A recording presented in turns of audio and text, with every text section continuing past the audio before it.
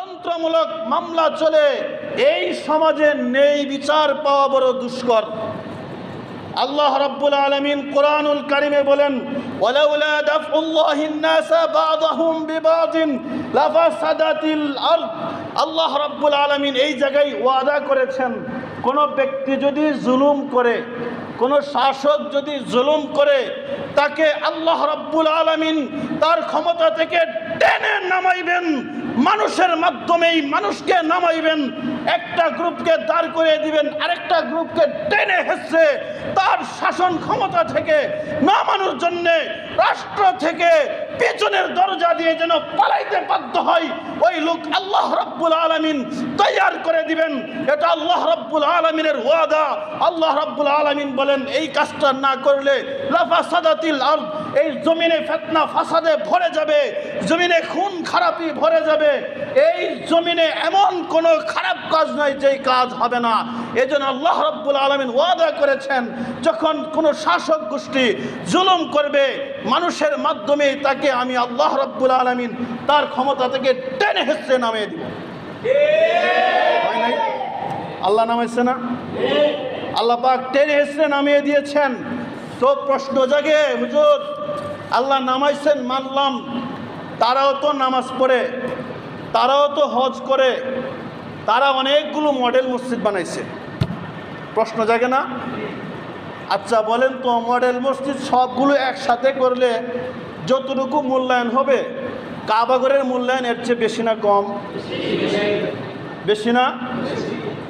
গোটা পৃথিবীর সব মসজিদ মাদ্রাসা একসাথে করলে, সবার দান একসাথে করলে, আর কাবাগরে যে 1 টাকা দান করে কাবার নির্মাণের জন্য, তার দান বেশি হবে না বাকি সব দান বেশি হবে? কাবার দান বেশি হবে না? তো আবু জাহেল, উতবা, সাইবা, কাফেরদের বড় বড় লিডার যারা, রাসূল করিম সাল্লাল্লাহু আলাইহি সাল্লাম যখন ছোট অবস্থায় ছিলেন, ওই সময়ে তারাও কাবাগর নির্মাণ করেছিল। তো কাবাগর তারাও নির্মাণ করেছে। আবু জাহেল হজ করেছে, প্রতি বছর আবু জাহেল হজ করত। তো হজ করত আর কাবার গিলাফে গিয়ে রাসূল করিম সাল্লাল্লাহু আলাইহি সাল্লামের নবুয়ত প্রকাশ হওয়ার পরে গিলাফ ধরে টেনে বলছিল, আল্লাহ যে হকের উপর আছে তাকে বিজয় দিও, আর যে বাতিল তাকে ধ্বংস করে দিও। আবু জাহেল ক্রেডিট নিয়ে ওখানে বলছিল, কারণ তার অনুসারীরা যেন তার অনুসরণ করে। ওই ক্রেডিট নিয়ে যখন বলছিল, আল্লাহ রাব্বুল আলামিন তার দোয়া কবুল করলেন।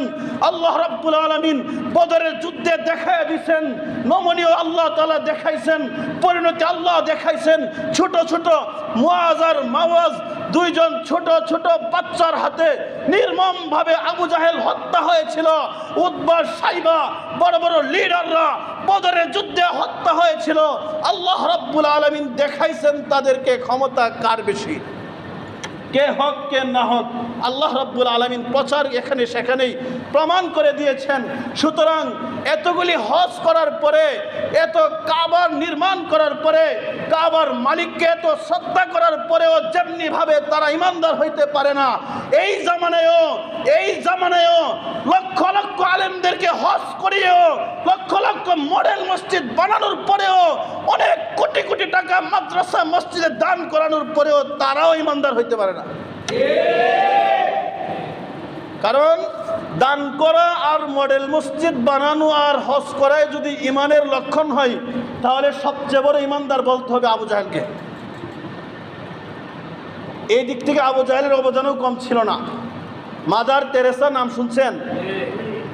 মাদার তেরেসা মানুষের খেদমত করার জন্যে, মানুষের দান করার জন্যে, গরিব দুঃখীদের পিছনে থাকার জন্যে জীবনের শেষ পর্যন্ত বিবাহটা পর্যন্ত করে নাই।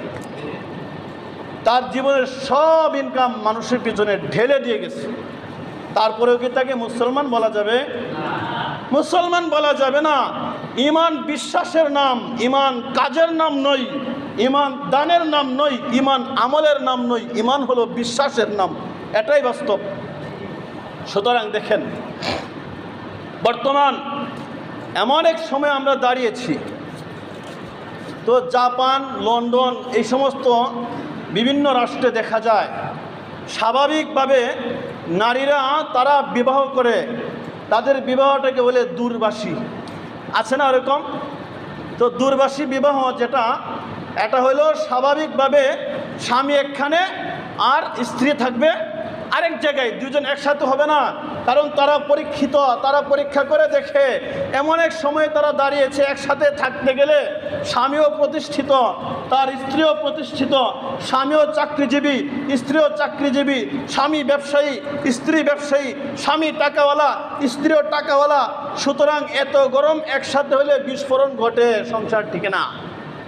এজন্য দূরবাসী, দুইজন দুই প্রান্তে থাকে, যখন মনে চায় প্রয়োজন হলে সাক্ষাৎ করে, আবার দুইজন দুই জায়গায় সেটেল হয়ে যায়। এইভাবেই তারা সংসার করে। তো এক একটা সময় এমন চলে যে প্রত্যেকেরই গার্লফ্রেন্ড ঠিক থাকে, প্রত্যেকেরই বয়ফ্রেন্ডও কি ঠিক থাকে। ওই রকম দূরবাসী বিবাহের অনুসরণ যারা করেছিল, অসভ্য মহিলা, যে অসভ্য মহিলা একটা সংসারে নেই বিচার করতে পারে না, স্বামীর ইজ্জত দিতে পারে না, এই অসভ্য মহিলা, যে অসভ্য মহিলার ঘরে মদের বোতল পাওয়া যায়, মদ পানে ব্যস্ত থাকে। মদ পান যদি আপনারা কোনো স্ত্রী করে ঘরে রাখবেন না, ইমাম সাহেব মদ পান করলে ইমাম সাহেবকে মসজিদের মিম্বরে উঠতে দিবেন না। তদ্রূপভাবে একজন অসভ্য মহিলা যে মদ পান করে, স্বামীর প্রতি অবিচার করে, সেও রাষ্ট্র চালানোর ক্ষমতা রাখে না।